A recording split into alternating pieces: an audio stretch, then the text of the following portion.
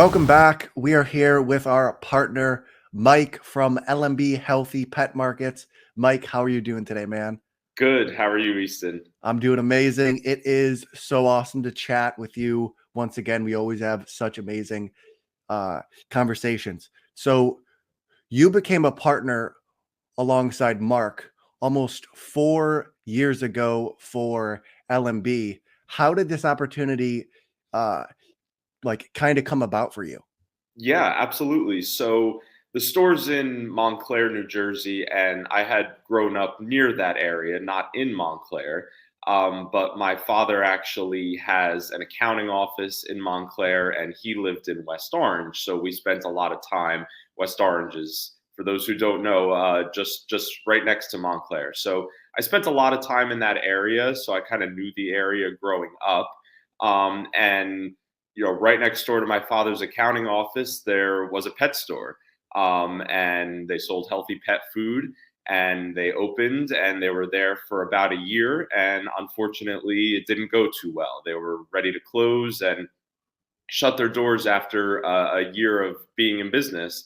So I kind of just from being in the area and venturing into the store and having an interest in the health nutrition space as well as a love for animals, I had developed a little bit of a friendship with one of the two owners, Mark, as you mentioned. So Mark and I kind of became friends. And when Mark and his business partner sort of split and went their separate ways, Mark and I kind of Mark was going to close the store, and I kind of came in and said, "Hey, let's give this one more shot. Let's, maybe we could make this happen," which was about 4 years ago. And so we continued together. Put more into marketing and social media and brand awareness and education of all the foods we sell and the brands we carry and buying in deals and anything we could do to make this thing work. We did it, and it ended up working, and we're super lucky, super fortunate that it started to grow. And since then, actually, Mark has retired or stepped away from the business in the past year. And so I've kind of taken over on my own and have continued this journey by myself. And I owe Mark everything. He's awesome. We're still great friends. We still keep in touch, but it was time for him to sort of move on. And now I'm in this space and, trying to continue to grow the store and spread awareness in the healthy pet food industry. And that's sort of how it came about and how it developed. And I love every second of it. It's my passion. And when I was in college, I was going to school for something totally different, nothing to do with this. And life is funny. You just don't know where or how things are going to end up sometimes. And I ended up stumbling upon something that really has become a passion of mine. That's crazy. So it kind of just fell in your lap, and I think life works in very funny ways that way. Is this something that you've wanted to do for a while, like get into the pet industry, or was this kind of just a random opportunity? It was really, I would say, more so a random opportunity. I mean, it's interesting how you don't know your path, and a lot of people spend time worrying about what am I going to do and what's going to happen, and whether you're younger and you're in school and you're nervous about the future, or you're in a job and you don't know how things are going to play out. The truth is, you really just don't know, but it always somehow finds a way to work itself out. And that was sort of my experience. I was going to Rutgers University here in New Jersey, and I didn't really know where that path was going to take me. I was graduating right around March of 2020, so things were very weird with COVID and all of that. And so I just I didn't know what was going to happen, and then this opportunity came up, and I kind of just started off like, hey, let me explore this. Maybe there could be something here. It seems interesting. I grew up wanting to be a business owner, entrepreneur type of mindset. That whole thing I felt like was in me, and it was an opportunity to do that. So I was like, okay, here's a chance to possibly own my own business, and so it was sort of random. It did kind of just come out of the blue, and I was lucky enough to be able to take advantage of the opportunity and run with it. Yeah, I mean, that's the amazing part because someone else could have saw that same opportunity and been like, "Oh, this is too much for me," or "I'm not interested." So, I mean, the fact that you were like, "Let's explore this. Let's partner with this person and let's take advantage of this opportunity that I've been presented." And you also mentioned that you guys have healthier products. Um, why would someone want to go shop at your guys' place versus, let's say, like a Petco? Right. So this is where we really get into like how we try to differentiate ourselves and what products we offer and all of that. So we really are, I could use the word like a niche market, or sometimes I describe it as like the Whole Foods of pet stores, something like that. Because we do try to focus in on the healthier brands that are out there. So like whether it's raw food or frozen, freshly cooked food, freeze dried, or even different brands of kibble that are focused on better sourcing, better ingredients. More natural, and these are brands that just aren't sold in Petco and PetSmart because they don't want to be associated with that. They don't like what those big box stores are about. So obviously you'll go to a Petco or a PetSmart and you'll get your big name brands like your Purina and Blue Buffalo and Pedigree and those Royal Canine, those types of brands. Um, if you compare the ingredients, it's unreal. There is no comparison. I mean, you're looking at certain bags of food in Petco that, the first ingredient is chicken byproduct, or gluten, meal, soy, something like some ridiculous nonsense that doesn't make any sense. So we try to stick with brands that the first ingredient is chicken, and then a vegetable, and then a fruit, and so on. So yeah, that's really our focus, and that's what differentiates us. If it's single ingredient treats versus a box of treats that could have 50 ingredients listed on it, we want to carry the brands that are single ingredient. They're smaller companies. They do things the right way. It's better sourced, and it will make a difference in your pet's life. I wasn't necessarily, as we talked about, I didn't have a background in this, so I was skeptical. And then I saw the results, and I'm just like, I mean, it makes sense, of course. Humans, if you eat healthier, you eat better food, you eat more natural ingredients, organic, better sourcing, you feel better. And we saw it make such a difference in these dogs and cats' lives. Yeah, and I think that's kind of the crazy thing is once you start to really look at what is in these foods, what am I feeding my pets? You're like, what have I been doing to them my entire life? And as you mentioned, you said that you were also into health and fitness for your own life. Did this bleed a lot into your passion of trying to make like other people's pets healthier? Yeah, well, I think I definitely saw the overlap because I was always into I mean, that's what I went to school for, and health and wellness, and physical fitness, exercise science, that whole thing. And I saw the crossover into pets, and I've always been an animal lover, so I was like, huh, that's interesting. Like, why not carry over what we want to do as humans for ourselves into the pet world? So and when you see the difference it makes in their lives, it really opens your eyes. I mean, I have customers every single day that come in with allergy issues, skin and coat problems, digestion issues, um, arthritis, hip and joint pain. I mean, these are just common issues that come up. And I'll tell you, like 95% of the time, it's the food that they're eating. And, everyone's like, oh, it's seasonal allergy, or what's causing this, or, genetics or something like that. 95% of the time, it's the food. And it's amazing because when you switch the food within a week, you see the difference. And, the amount of lives we feel like we've changed, or it's why we're passionate about what we do. That's amazing. And do you think, or why do you think they're so lackadaisical about the ingredients that they're putting into the food? Well, I think, and there's a great documentary if anyone gets a chance on Amazon Prime. It's called Pet Fooled, and I think it really speaks to the whole industry, and it's become such a just a money making sort of uh, just giant multi-billion-dollar industry is what it is, and it just comes down to profit, and that's why the food that are in these giant commercial sort of companies isn't as healthy as these other smaller brands because they're trying to make more money. So obviously, corn is cheaper than straight beef, and a dog doesn't need corn. A dog needs meat.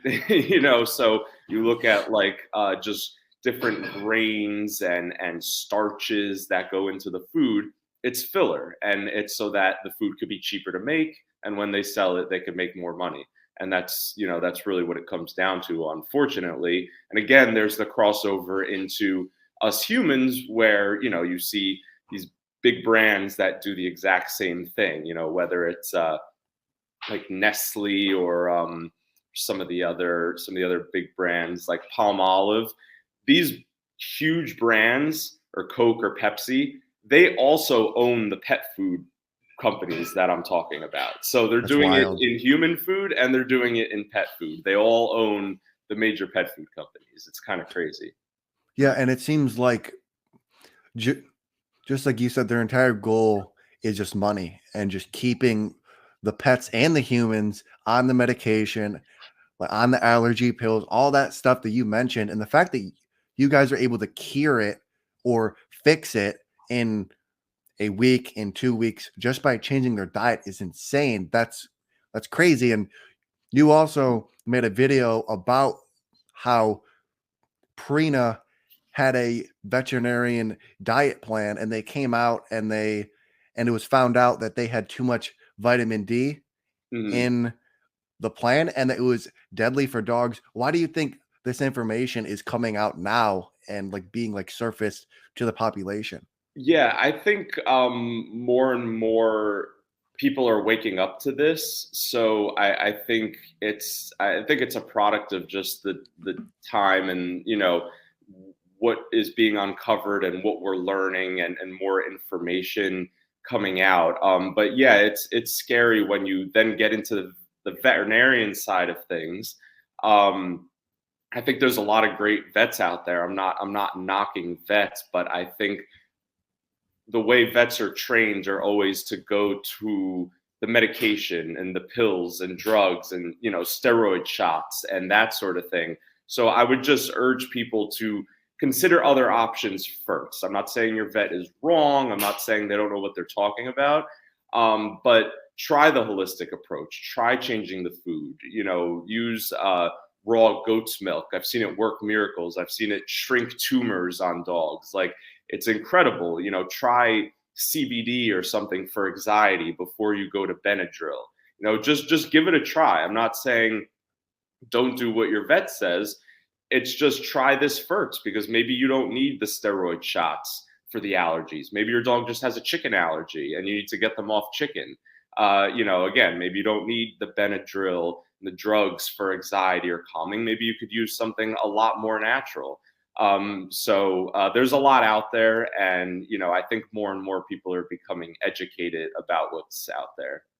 Yeah, and it's super exciting to see like when people start to wake up to what they're feeding not only themselves but their pets. And you guys through this approach have obviously been insanely successful, um especially through a local brick and mortar uh business.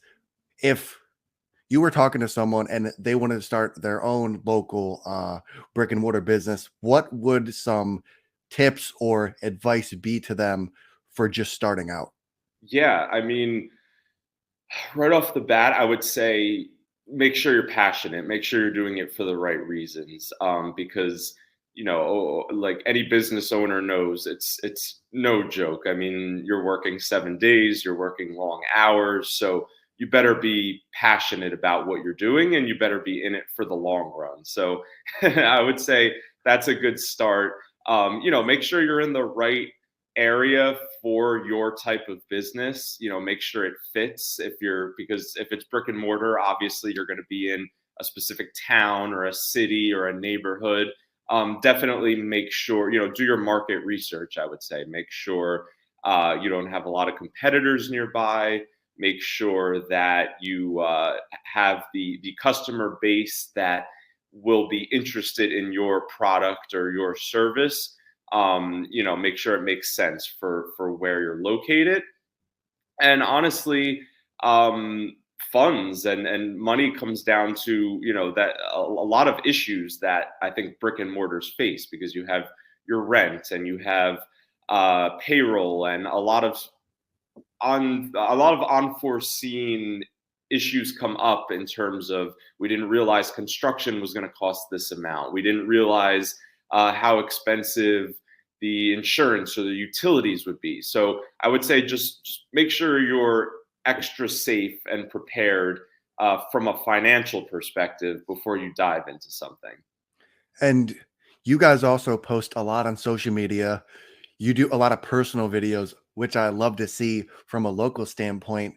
Um, how important do you think getting on social media, sharing videos around the owner, like, and their business from a local perspective is? Like, how important, like, is that to grow? Yeah, it's everything, and I've learned this throughout this journey, because we weren't always doing the best we can, and we're probably still not. But I think if you're a small brick and mortar type of local business, you need to connect with the businesses around you. So you really have to take advantage of the opportunity of a close knit community where people are willing to shop small, check out the town's local businesses, and then you work with them. And I think it's important to understand that it doesn't have to be a business that is necessarily tied to you. I mean, it's great if we do a collaboration with a local vet or a groomer or something, but it doesn't have to be in that same industry. I mean, you could do, like, you should always work with your local coffee shop. I Everyone love that. walks into the local coffee shop. Leave some fly. See if you can put a flyer on their window, or leave some, cards on their desk. Do a social media collaboration, tag one another, that sort of thing, because their following is not your following, but their customers might be interested in whatever you're doing. So just to use us as an example, obviously there's people that go to the local coffee shop and own dogs. So why not work with them? So I think it's an opportunity to really grow your brand if you can put a face to your brand. I think that's why we've started doing a lot of the social media videos, because I think if you can develop that family feel, it's important, especially for brick and mortar. Seeing people's faces, making them feel comfortable, and then that circles back to what we mentioned earlier with differentiating ourselves between the Petcos of the world. They're not doing that. So you're a familiar face. You're a warm, comfortable feel of someone they know. They could come to us because we know them. We know their dog's name. We know their dog's issues or their cat's issues. And we know the food that they started feeding their cat. So we know to ask, how's it going? And is this issue still happening? And all of that stuff. So we just did a pictures with Santa event Yes, I last saw week. that. So it's the personal feel and the relationship building. I think that is super important, and you could really, as a small brick and mortar type of business, you could take advantage of that, because you will have that over the big box stores any day of the week. I mean, Target, Walmart, they're not doing that, obviously. So that's something that you have to take advantage of. And I think people can genuinely tell that you care, like that you care about them. And then when they can tie that face, like you said, to the brand, they're like, wow, I feel like I know Mike. I feel like I know this guy, and I know that he's going to care about my pets, and that gets them in the door. And then like obviously like your skills, and then they can tell that you care even more when they're in the store. Yeah. And you were obviously insanely comfortable on camera. uh, what inspired you to kind of first start the content creation journey to get to that point? Sure. Yeah, I think I was just pushed by what I saw other people doing. I don't know. You're being very kind. I don't always feel that comfortable on camera, but I think it's important that you push through it and you do it anyway. Because I think you need to. It needs to be done. It's important for the business. It's important for social media and your brand awareness. And yeah, I saw what other businesses were doing that were successful, and other influencers and entrepreneurs out there that I followed and took advice from. And I thought, hey, we gotta start doing this. This is the way to go. And I don't think I'll also put into that. I don't think you should just go outside. I think it's important to go outside your comfort zone. I don't think you should force things that aren't meant to be either. Just because you see someone else doing something, I don't think that means you have to do it. I think you should do what feels right to you. But in this case, I just felt like this is what needs to be done. This is the next step. This is just like owning a pet store was the next step. Going on social media and putting our brand out there was the next step. And if you had a business owner that was super excited about posting content and wanted to make that leap, but he was nervous or maybe a little scared to post that first video, what would one piece of advice to be to him? Right. So in that situation, you know your next step because you know what you want to do, you know what feels right, but fear is stopping you, right? So what I would do in that situation is number one, just take a deep breath, try to let go of some of that. You're holding on to it. So, just it's not that big a deal. You gotta relax and just understand that what we're doing here is very minor in the grand scheme of things. I mean, you put a video out there, let's be honest, as much as all of this social media stuff is super important, no one is analyzing it the way you think they are, or the way you're analyzing it. So I would say it's one of those things where you just do it. This is the time to step outside the comfort zone. And I went through the exact same process, and then I realized, wait, this really isn't that bad. I'm thinking in my head that it's a lot worse. Meanwhile, everyone else thinks it's really great. And no one's really analyzing it like I would be. So yeah, I think it's overcoming that little bit of anxiety, or that little bit of fear. But when you do, you realize it was very much worth it, and it was only you holding you back. Honestly, it's it's a you thing. And there's so much out there that, again, it's a big world, and it's not something that people are gonna hold on to and remember. I mean, when was the last time you walked down the street thinking, I can't believe that guy posted that on social media, he looks so silly in that pet store? And I mean, if you've never done it about someone else, chances are they're not going to do it about you. So And the crazy thing is, j- just like you said, like everyone else is like, Easton or Mike, your videos are so awesome. They're great. Like they're praising it. They're like, how can he get on camera? This is amazing. And you're like, I said this word wrong. And you're like, dude, it doesn't matter. Like the right. people like around you are thinking you're amazing for getting on camera. And I think like that's super important. And you have a quote on your Instagram bio, which I love it.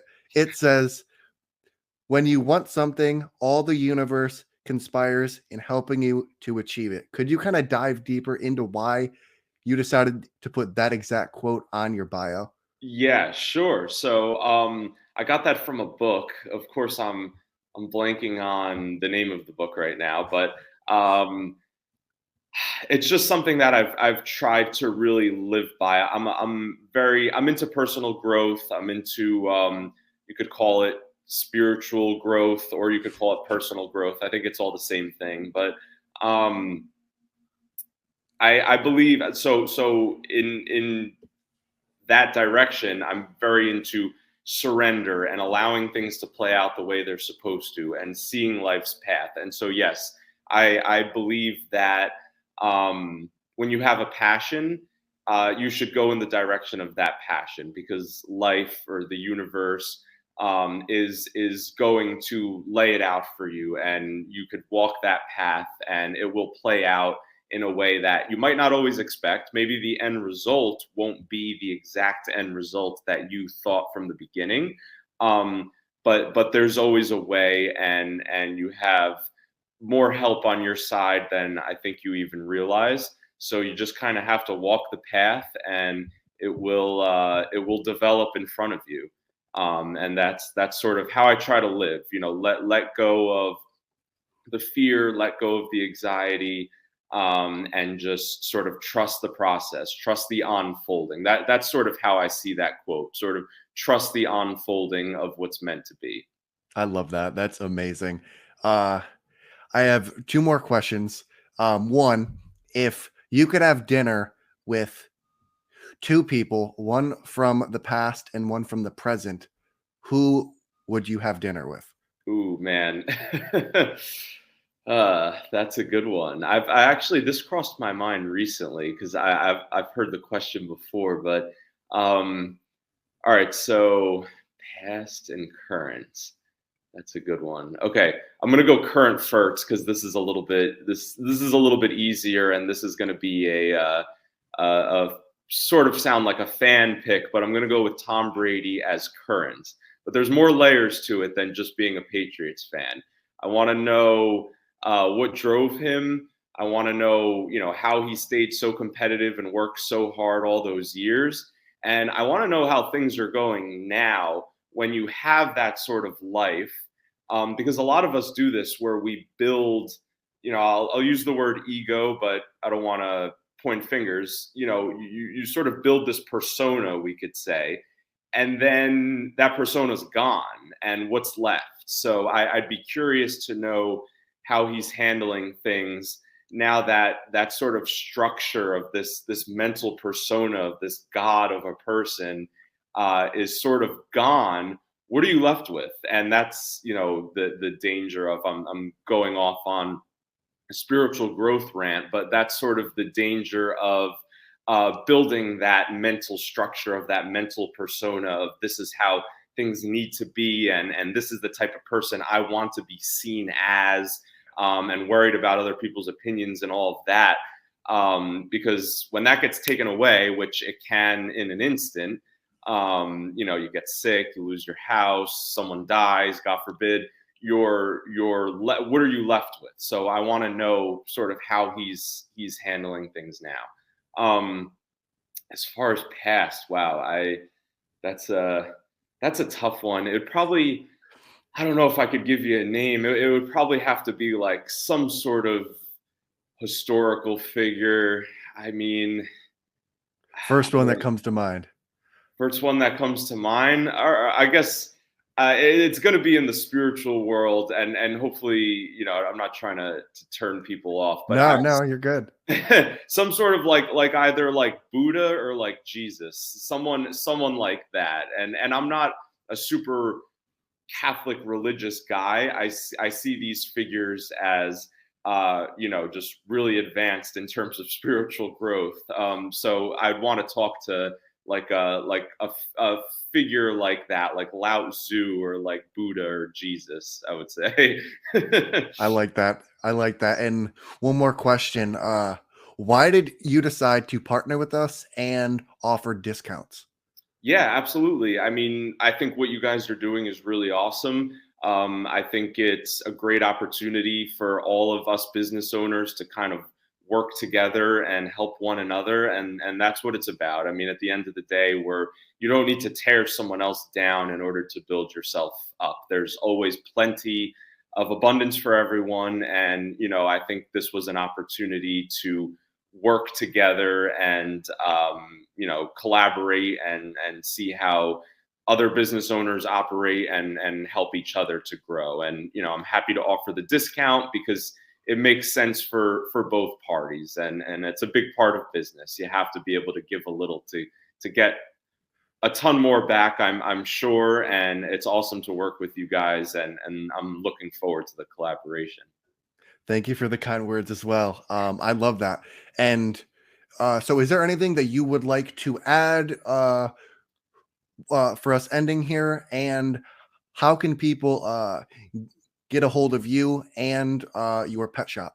Sure, sure. So I'll say before I add anything at the end, I'll just say you could visit us on our website and shop online and look at all the products we offer. It's lbhealthypetmarkets.com. And we have a bunch of products on there. We just built a new site, and we're continuing to add more to it each day. You could always reach me via email, lbhealthypetmarkets@gmail.com, or you could message us through the website. You could DM us on Instagram. I'm the one behind the scenes. So if you DM us or if you email us, you'll be reaching out directly to me. And to end, I'll just add that if you're in a situation where you're thinking of starting a business or you're not sure what your next step is, don't let fear stop you. Look for an opportunity when it comes up, go after it. Also, don't, I would say, in the same token, I like to also talk about the opposite end of things. Don't stress that you have to do something right now. Like, I need to start a business. I need to make more money so I could be rich and I could have a bigger house. And don't do that either. That's not overcoming a fear. That's just that's sort of creating a fear. That's living out of fear because you're afraid that you don't have enough or something.